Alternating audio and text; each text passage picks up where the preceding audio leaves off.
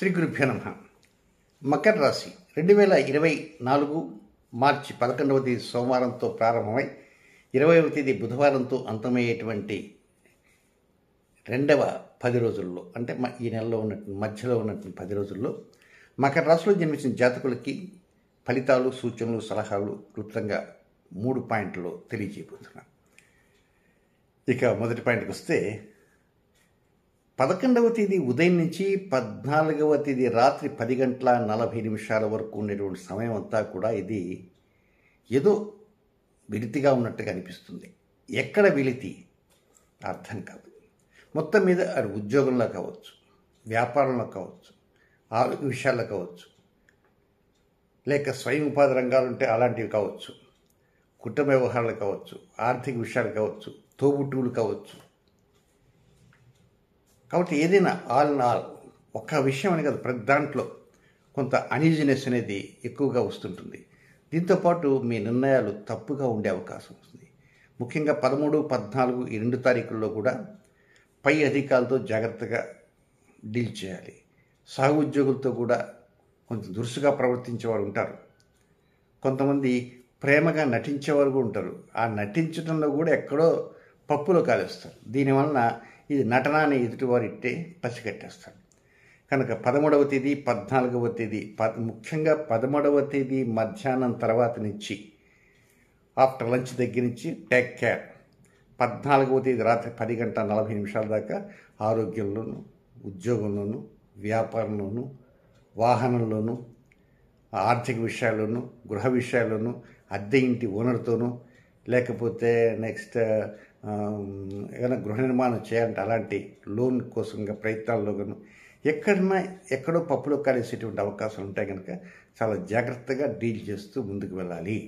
ఇక రెండవ పాయింట్కి వెళ్తే, 14వ తేదీ రాత్రి 10:40 నుంచి 17వ తేదీ ఉదయం, అంటే వేకుంజాన 4:20 వరకు ఉండేటువంటి సమయం కొంత సంతానం పైన సరైనటువంటి నిర్ణయాలు తీసుకోలేకపోయిన కారణంగా కొంత వ్యతిరేకతలు వచ్చే అవకాశం ఉంటుంది.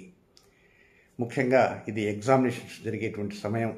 మార్చి, ఏప్రిల్, మే అంతా ఇంకా రిజల్ట్స్, ఆ తర్వాత నెక్స్ట్ ఏమేమి కోర్సులు చేయాలా ఇవి. వీటితో పాటు వివాహం కానటువంటి సంతానం ఉండొచ్చు, లేక వారికి చదువు పూర్తయింది ఇంకా సరైన జాబ్ రాకుండా ఉండేటువంటి వారు ఉంటారు. కనుక వారి విషయంలో కూడా సరైన నిర్ణయాలు అంటూ ఉండాలి. ఏదైనా సంతానానికి సంబంధించినవి ఒక్కోసారి విసుగ్గా మీకు అనిపిస్తాయి. మీరు విసుగ్గా ఇలా ఉంది అన్న ఉద్దేశంతో వారి ముందు మీ విసుగుని ప్రదర్శించకూడదు. లేదా వారు వినే సమయంలో మాకు ఈ సంతానం వలన ఇలాంటి సమస్యలు వస్తున్నాయండి అని వారు వినే విధంగా ఇతరులతో కూడా మాట్లాడవద్దు. దానివల్ల కూడా కొంతవరకు వారి మనసు దెబ్బతింటే కాకుండా దానివల్ల ఇతర సమస్యలు వస్తాయనుకునే విషయాన్ని మాత్రం మర్చిపోకూడదు. చాలా వరకు కొంత మనసులోనే పెట్టుకొని రన్ చేయాలి. ముఖ్యంగా సంతాన విషయాల్లో 15, 16 ఈ 2 days, 15 full day, 16 full day, ఈ 2 రోజుల్లో 15, 16 తేదీల్లో వాళ్ళతో ఇంటరాక్షన్ ఎలా ఉండాలంటే ఆనందంగా ఉండే విధంగా ఉండాలి.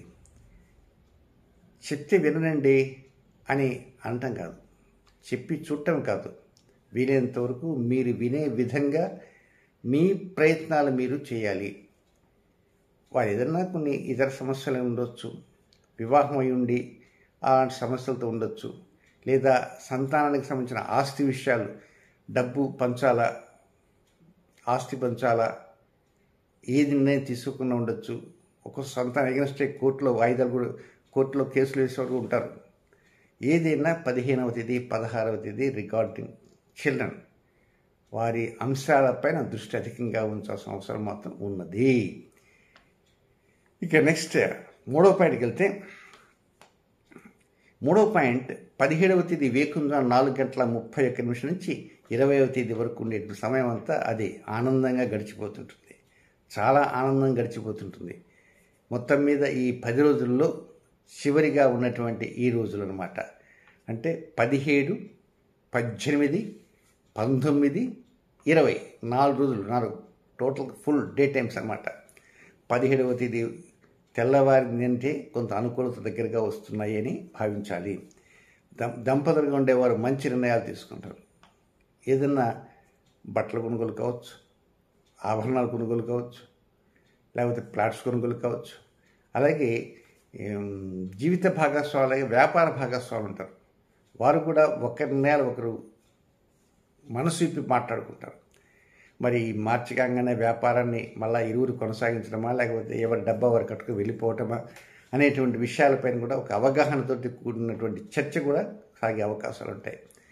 దీంతోపాటు ప్రేమికులుగా ఉండేటువంటి వారికి కూడా మనసంతా కూడా ఉబలాటంగా ఉంటుంది. ఇక వివాహం కానటువంటి వారికి ఏదో మంచి తీపి వార్తలు వచ్చే సూచన కూడా కొద్దిగా వస్తున్నాయి. ముహూర్తాలు ఏప్రిల్ ఆఖరికి ముహూర్తాలు కదా, తర్వాత మే, జూన్, జూలై దాకా లేవు, ఇంకా ఆగస్టు ఎప్పుడు ఉన్నాయి కదా, ఎట్లా అని అనుకునే వరకు ఉంటారు. కానీ ఒకవేళ వివాహం కానటువంటి ఇంతవరకు ఎలాంటి సంబంధం చూడకపోయినప్పటికీ కూడా అవకాశాలంటూ కొంత దగ్గరికి వచ్చేటువంటి అవకాశం, పరిస్థితులు వస్తుంటాయి. కొంచెం ఆనందంగా ఉండవచ్చు. ప్రేమికులుగా ఉండేవారు ఇంకొంచెం ఆనందంగా ఉండవచ్చు. అలాగే విడిపోయినటువంటి జంటల్లో కూడా కొంత మనసులో ఏదో అనుకుంటా, అనవసరంగా విడిపోయినామేమో అని. సరే, విడిపోయి ఏం చేస్తారు, ఏం ఉన్నపలకి మనకు కలుసుకుంటారా అనుకోవచ్చు. కనుక మళ్ళా కలుసుకోవడం కాదు, కొంతవరకు ఒక సరైనటువంటి నిర్ణయాలు అనేవి మరికొంత అధికంగా తీసుకోవడానికి అవకాశం. నిర్ణయం తీసుకుంటారు, మంచిది, తీసుకుని ఏం చేస్తారు అనుకోవచ్చు మీరు. కానీ ఏదో ఒక నిర్ణయానికి రాగలుగుతారు. అలా విడిపోదాము అనుకున్నటువంటి వారు నిర్ణయం తీసుకోవాలి. ఎందుకంటే అనవసరంగా విడిపోతే ఏమిటి పరిస్థితి? కొంతమంది శ్రీమతికి కనీసం ఫోన్ కాల్ కూడా చేయకుండా వారు ఉంటారు. కొంతమంది శ్రీవారికి ఫోన్ కాల్ చేయకుండా విసిగించేటువంటి భార్యమణులు కూడా ఉంటారు. కనుక ఎవరైనా సరే, అటు పురుషులు కావచ్చు, స్త్రీలు కావచ్చు, ఎవరైనా కావచ్చు, వారందరికీ అనుకూలంగా ఉండేటువంటి సమయం 17, 18, 19, 20. దీంతోపాటు కొంత శత్రుబాధలు తగ్గేటువంటి సమయం కూడా ఇదే, కొంత రుణబాధలు తగ్గే సమయం కూడా ఇదే. ఆరోగ్య విషయంలో కూడా మంచి నిర్ణయాలు తీసుకోవడానికి అవకాశాలు అంటూ వస్తాయి. ఏది ఏమైనా మొత్తం 10 రోజుల్లో చివరిగా ఉండేటువంటి 4 రోజులు మాత్రం హైలైట్ అని చెప్పక తప్పదు. ఇక ఈ మకర రాశిలో ఉండేటువంటి వారికి నక్షత్రం ప్రకారంగా ఏ ఏ సమయాలు అనుకూలం కాదో అవి కూడా తెలుసుకుందాం. ఇక మకర రాశిలో ఉత్తరాషాఢ నక్షత్రం 2, 3, 4 పాదాల్లో జన్మించిన జాతకులకి వారికి 13వ తేదీ కొద్దిగా వ్యతిరేకంగా ఉన్నట్లుగా పరిస్థితులు అనిపిస్తుంటాయి. కనుక కొంచెం 13వ తేదీ మాత్రం ముఖ్య కార్యక్రమాలపైన శ్రీకారం చుట్టకూడదు. నెక్స్ట్, శ్రవణ నక్షత్ర జాతకులకి వారికి 13వ తేదీ మధ్యాహ్నం దగ్గర నుంచి 14వ తేదీ మధ్యాహ్నం వరకు వారికి అనుకూలమైన సమయం కాదు. ఇక ధనిష్ఠ నక్షత్ర మొదటి 2 పాదాల్లో జన్మించిన జాతకులకి 13వ తేదీ రాత్రి దగ్గర నుంచి 14వ తేదీ సాయంత్రం 4:56, దాదాపు 5 గంటలు అనుకోండి, అంతవరకు వారికి అనుకూలమైన సమయం కాదు. ఈ అనుకూలం కాని సమయంలో కొత్త నిర్ణయాల వైపు మొగ్గు చూపకుండా మామూలుగా రొటీన్ కార్యక్రమాలు మాత్రమే మీరు ప్రారంభం చేయవచ్చు, రొటీన్ కార్యక్రమం మాత్రమే చేసుకోవచ్చు. కొత్త కార్యక్రమాలకి మొగ్గు చూపకూడదు. ఇవి నక్షత్రం ప్రకారం చెప్పిన సమయాలు. నక్షత్రాలు కాకుండా ఎవరికైనా వర్తించేటువంటి మరొక 2 సమయాలు ఉన్నాయి. అవి ఎప్పుడంటే 13వ తేదీ మధ్యాహ్నం 2:40 నుంచి 13వ తేదీ అర్ధరాత్రి దాటిన తర్వాత 1:25 వరకు. అది కూడా అనుకూలమైన సమయం కాదు, అన్ఫేవరబుల్ టైం, విసర్జనీయ సమయము. ఇక రెండవది 16వ తేదీ రాత్రి 9:38 నుంచి 17వ తేదీ ఉదయం 9:40 వరకు. ఇది కూడా అనుకూలమైన సమయం కాదు. రొటీన్ కార్యక్రమాలతో చక్కగా చేసుకోవచ్చు. ఏది ఏమైనా ఈ రాశి జాతకులకి, మకర రాశి జాతకులకి చిట్ట చివరిలో ఉండేటువంటి 4 రోజులు 17, 18, 19, 20 ఈ 4 రోజులు చాలా అత్యంత అనుకూలంగా ఉంటాయి. కనుక అలాంటి అనుకూలంగా ఉండేటువంటి సమయాల్లో ఒక్కోసారి మీ ఆనందంతో తప్పు నిర్ణయాలు కూడా తీసుకుంటారు. అది కూడా ఒక చిన్న ఇబ్బంది ఉంది.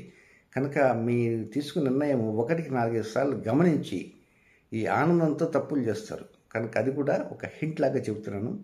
కనుక ఆనందంతో చేసేటువంటి నిర్ణయాల్లో 1-2 సార్లు ఆలోచన చేసి ఆ తర్వాత నిర్ణయం తీసుకోవడానికి ప్రయత్నం చేయండి. శుభం.